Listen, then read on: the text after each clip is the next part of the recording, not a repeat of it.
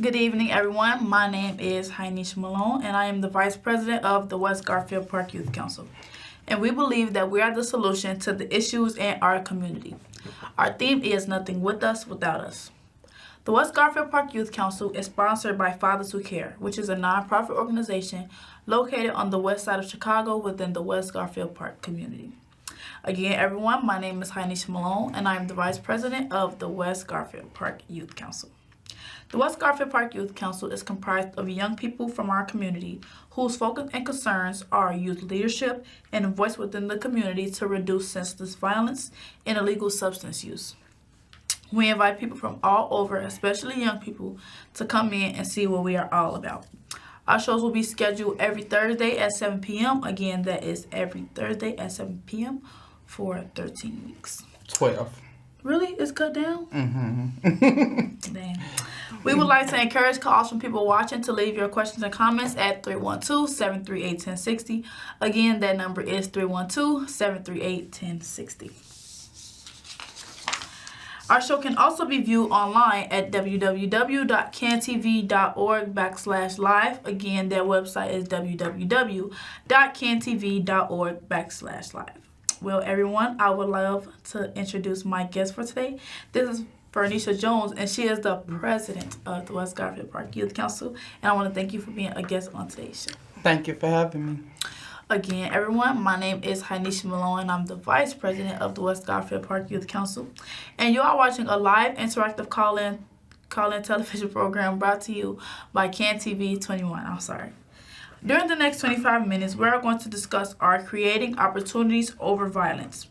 We invite our viewers watching to call in with your questions and comments again at 312-738-1060. Again, that number is 312-738-1060. Our phone lines are now open. So today's topic again is creating opportunities over violence. And now, Vernisha, I have a couple questions for you. Who are you and what is your purpose for existing?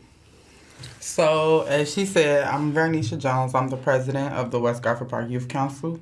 I'm 26 years old. I'm just a young person on the west side, well, a mid-young person on the west side of Chicago, just trying to make a difference, trying to give people opportunities that I was blessed to be able to have, and some kids are not able to have. So I feel like my purpose is just to be a help to the next person, just to be a help. I want to be a positive role model for younger people, younger adults. So I feel like that's my purpose. That's amazing. To just be a help. Yes, I love that. So, what type of opportunities do you have for young people to be involved in at Fathers Who Care? So right now we have a couple of opportunities that we have our young people involved in. We have a program called the MySpace Drop-In Program. It's a program, and we also have Impact Identity. So the MySpace Drop-In Program is a program where we have young people between the ages of 13 through 24, where you can basically come into the office whenever you want, as long as we open, obviously, 10 to 6, Monday through Friday. You're able to come in, get help if you need help with your homework, if you want to just come in to talk to somebody, if you want to come in and, homework assistance, lifestyle skills. We have games, we do field trips. We just recently took our kids to a White Sox game. So, we have a lot of stuff going on as the time go by, but that's what the MySpace Drop-In Program is. And then we also have our Impact... our Impact Identities Program, which is a program where we have young people between the ages of 12 through 24, so you get an extra younger age for that. 12 through 24, where they come in twice a week, 2 hours a day, and we do also the same thing. We talk about different we talk about anger management, we talk about cyberbullying, just talking about different stuff that young people are going through, ways that we could change it, ways that we can improve our community, ways that we could stop violence, and just different stuff. So, and as well with them, we go on field trips, and actually this Monday, since they're out of school, we're starting to do stuff. So on days when they're out of school, we have them in tune with different stuff, and they not just at home or being able to just go outside to get into trouble. So this Monday, we're taking our kids to the Museum of Science and Industry. Ooh. So yeah, we're trying to get them off the streets, get them into positive things, and that's pretty much what we got going on right now as far as youth. That's good, and I think everybody should be involved in that. So what is the age group? So as I said, one of our programs is between ages 13 through 24, and the other one is between ages 12 to 24. Well, both of them basically between ages 12 to 24. Yeah, Okay. like your age. Yeah. So why do you feel like the West Side needs programs that are focused on violence prevention? Because so much stuff is going on, y'all. Like, when I was growing up, I was able to go to the park without worrying about nothing going on. Yeah, you might have a fight, but it was literally just a fight. Yeah. I was able to go out and do trending events where the whole entire Chicago, all the kids from Chicago are there, and we ain't got to worry about nothing going on. Nowadays, it's just too much going on. Kids have too much access to too much stuff, and so it's like, it's just too much going on. Like, just recently, a little girl just got stabbed to death by another girl during a fight. So it's like you never know, and it's like you never know what you will encounter in between going to a festivity and stuff like that. So I feel like right now it's just way too much stuff going on. What do you honestly mean too much access? Like too much access to what? Too much access to drugs, because you never know what's going on with a person when something happens. Yeah. You don't know if a person is off drugs, even though they're young. You don't know if they off drugs because they have access to it. You don't know if they're drunk because they have access to it. Yeah. You don't know if they have a gun because they have access to older people with guns. You never know if they have a knife. So it's just like having access to all the wrong things. You know, a lot of times people might have that type of stuff and they go outside with their mindset just being to protect themselves. Yeah. And so when it's with so much stuff going on, and like I said, with the discussions that we have with the youth as far as like peer pressure and stuff like that, it'd be prime example with stuff like that, like peer pressure. You will have something just for a safety issue, and then you have people pressuring you to fight or pressuring you to do something to somebody because you done got into it with them instead of just walking away. So I feel like it's just too much access to too much stuff nowadays for y'all young people. Yes, and I feel like the peer pressure of feeling like, oh, I don't want to look scary, so I'm gonna do it, or I'm not gonna just let them talk to me like this. But sometimes people gotta understand that they above that stuff, and if somebody is saying something, like 9 out of 10, it's something that's going on with them, because nobody who's calm and is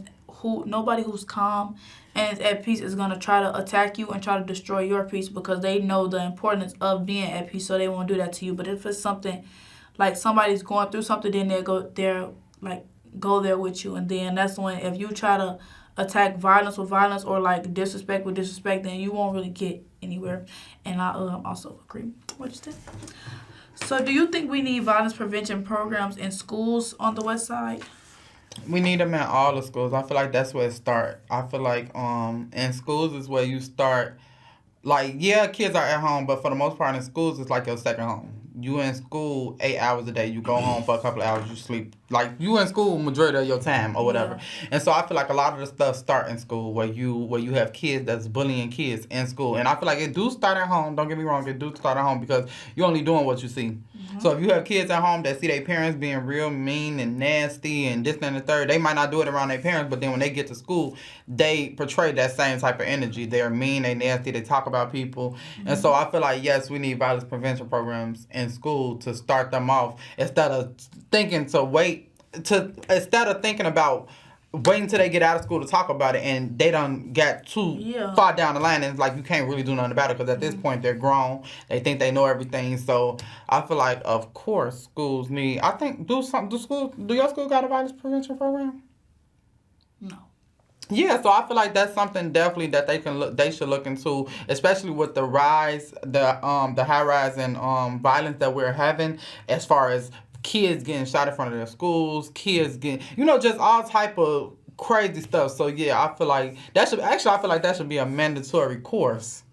A violence prevention course, like not even just no after school, because a lot of times you won't have kids that need it. They ain't gonna be the ones in the program. So I feel like that's, instead of us having so many sticks of math reading, I feel like that should be into kids' curriculum, some stuff that we really know that they need to help our kids survive.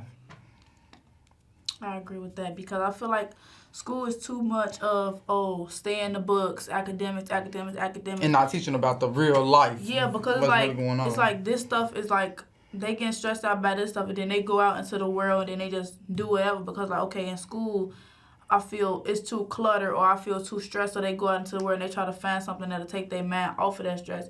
I feel like y'all should have, school should have designated groups that's like mandatory. Like they should make that mandatory because it's like if we wait until like we older, then like if we the new adults, that's gonna be the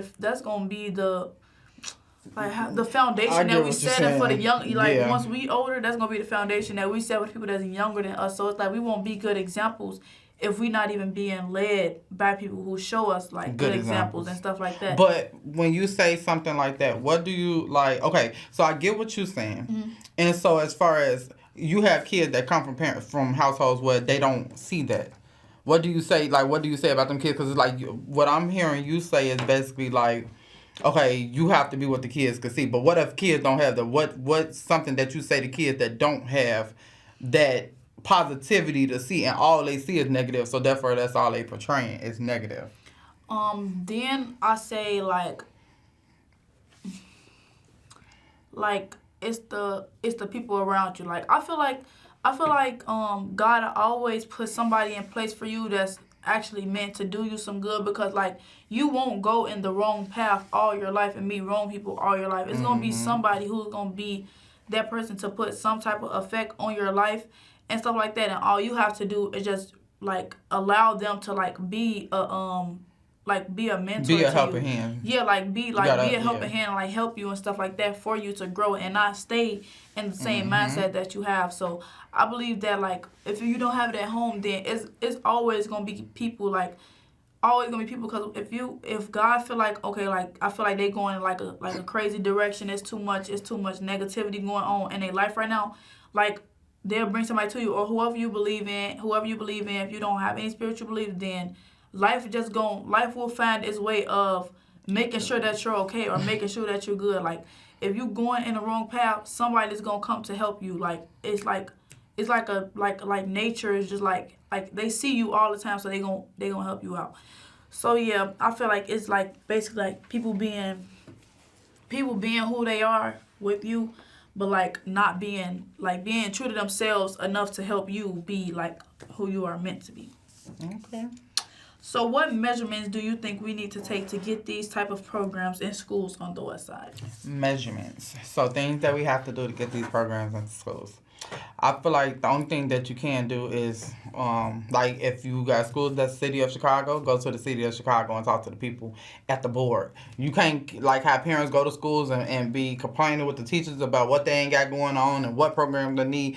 Them ain't the people you need to be talking to. You have to go down to the board and talk to them type of people and let them know what it is, and they have to see that y'all serious about the program that y'all want, and they got to see that you have parents that's engaged. Just a teacher just going down there saying something to them about a program that they need to put in the school, they're not gonna put it in there. They need to see that parents want engagement for their kids. So therefore, I feel like getting in contact with like the board, going down to the board, even if you got to do a strike, y'all do it for all the negative stuff. Why not do a strike for putting certain classrooms in your child's school that will help your child in the long run, that will make sure that you're not burying your child next.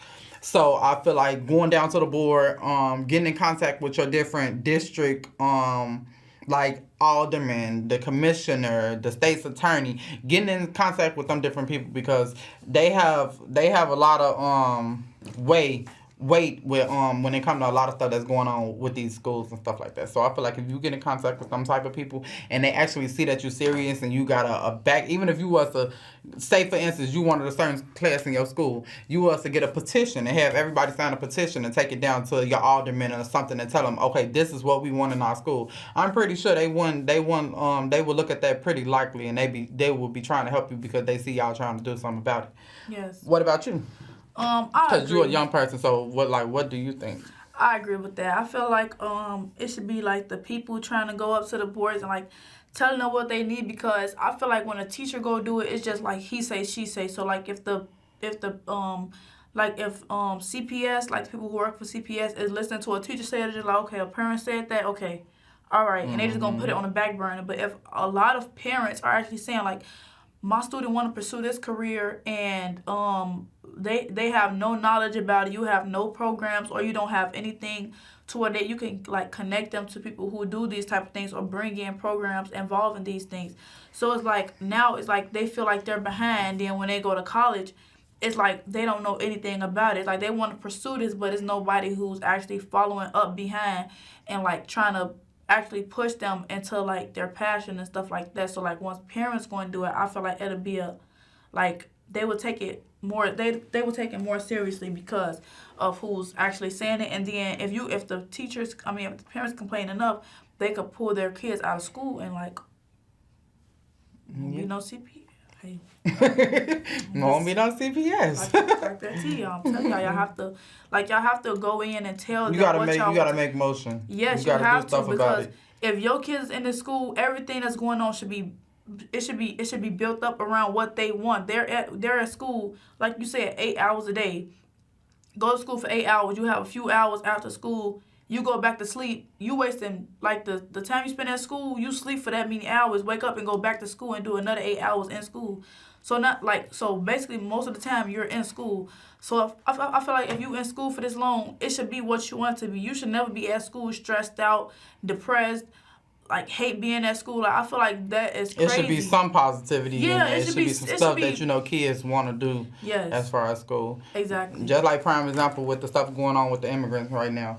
Everybody got so much to say about the situation that's going on with the immigrants, but when they have meetings and they asking people to come out and discuss what you feel, or they having certain like certain stuff going on where they asking people to come out and discuss how you feel or say how you feel, the same people that's got so much to say ain't saying nothing. Ain't coming out, ain't bringing their family out to try to voice their opinion, but then you have so much to say.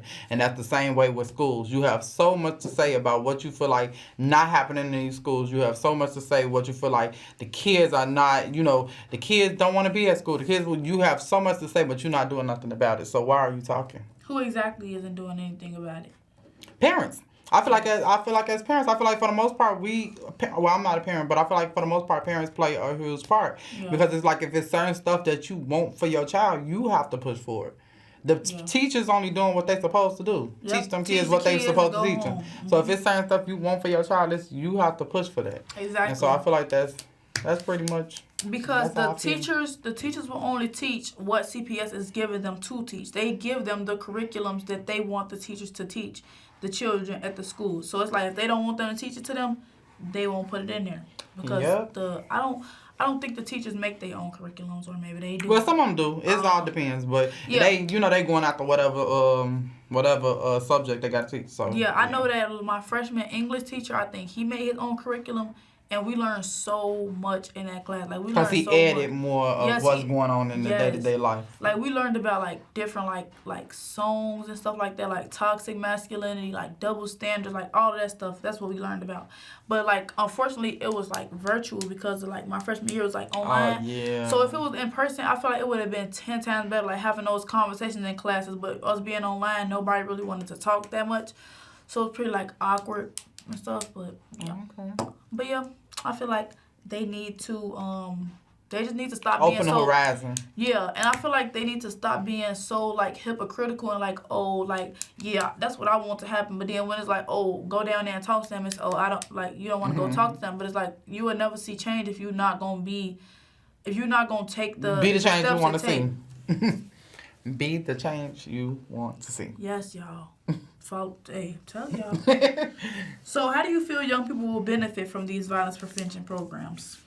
I feel like they'll benefit a lot. Like I said, if you guys kids into stuff to the point where they don't have time to sit outside and get into negative stuff. Yep. You feel me? If you have them around, like she said, if you have them around positive people that's telling them to do positive things, they won't have time to do negative things. If you have them doing stuff on a regular basis, by the time they done with the program, they're ready to go home and lay down because they done did so much. Like you have to, even if it's not putting them in the program, you have to do something. Even if you have to do something with your child, like I just feel like it takes a lot. Like it takes a lot. It takes a village for sure. It takes a village, and I feel like the programs being into these schools, violence prevention programs, substance abuse programs, I feel like it needs to be the whole 9 yards, not just violence prevention. I feel like it needs to be substance abuse because you have young people starting at a young age drinking because they think it's cool, and they not knowing the long term, and they not knowing kidney failure. They not getting taught the background of everything. They just seeing people get drunk, and they feel like when a person get drunk, they having fun. But they not seeing the background. They not seeing that drinking is not for everybody. And even with drugs, they not seeing the negative. They seeing the positive. Well, I don't even call it positive. They seeing the people that call themselves getting lit off of drugs, but you don't see the people that get strung off of drugs because somebody done laced them. So I feel like it's just like you need to be teaching them everything, not just well, a lot of times they're not getting taught. They seeing it and they learning from it. And then I feel like social media plays a big part in a lot of stuff that's going on with these young people, and a lot of stuff that these young people is feeling like it's okay to do. So yeah. I think a lot of it is like peer pressure, because I don't feel like a lot of the kids want to like do that stuff, but it's like when they see their other friends doing it, they don't want to feel like it ain't even not feeling. You got friends that if you're not doing it, you lame, girl. That's what I'm saying. So it's like you have negative. I feel like them are not real friends. Yeah, like if you gonna sit here, if I say I don't want to drink, you gonna sit here and just keep on bashing me because I don't want to drink. That's not a real friend. Not at all. That's not a real friend. Because they gonna make you feel like, like you just gonna feel out of place with them, because like anytime you say what you stand for or what you want to do, it's always a back you pushing me away from. But then if it's like if you try to push that on them, like, girl, why is you drinking? You too young to be drinking. What you drinking that for? Then girl, you lame. That don't make you lame because you don't want to drink. You just don't want to be no alcoholic, and you 15. Like, what you doing? Stop. Like, what do like stop drinking? Like, then that stuff will mess with your brain, mess up your brain development. Tell us. Oh, no, I think I said this last week. But like psychology class, I think I talked about that last week. But yeah.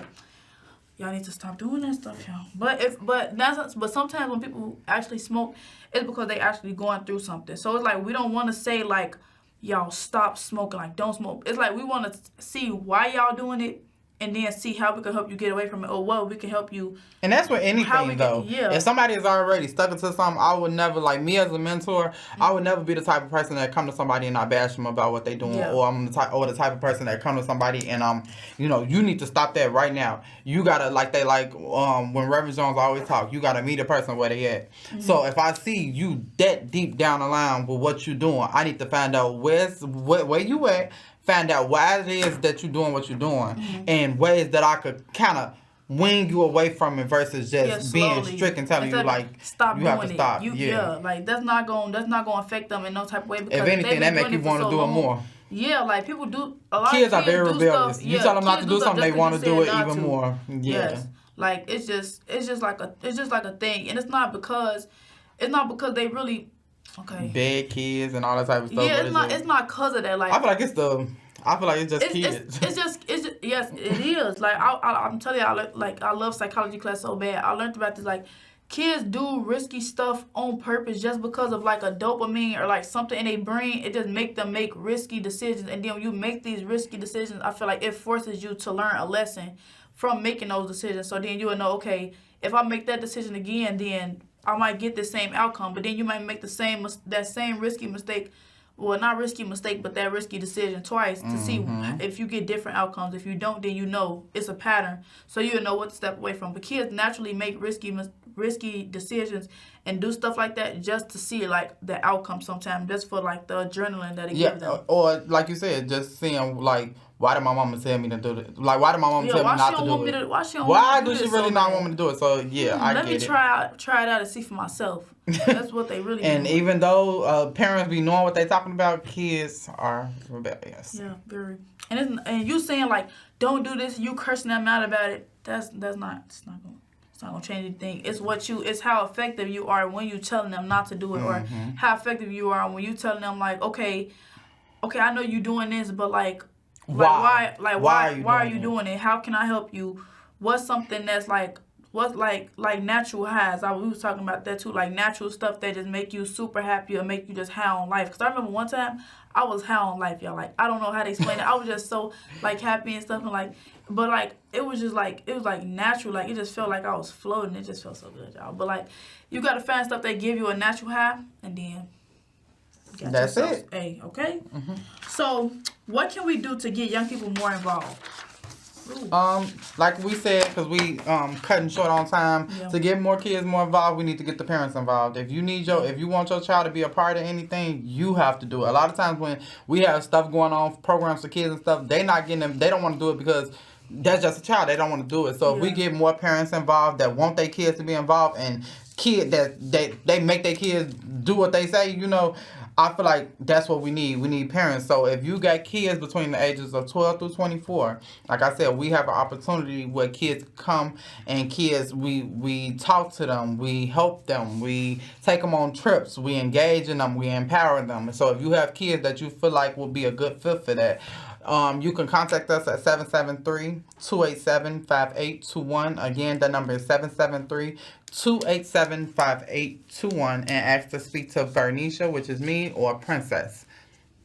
If you are just tuning in, our guest tonight on the show is Vernisha Jones, and thank you so much again for being a guest on today's show. And we are discussing creating opportunities over violence. We would like to thank our viewers for watching. For additional information about our youth council, please contact us at 773-287-5821. Again, that is 773-287-5821, and ask for Ms. Vernisha, or you can ask for Ms. Princess. Thank you, and tune in next week, same time, same station.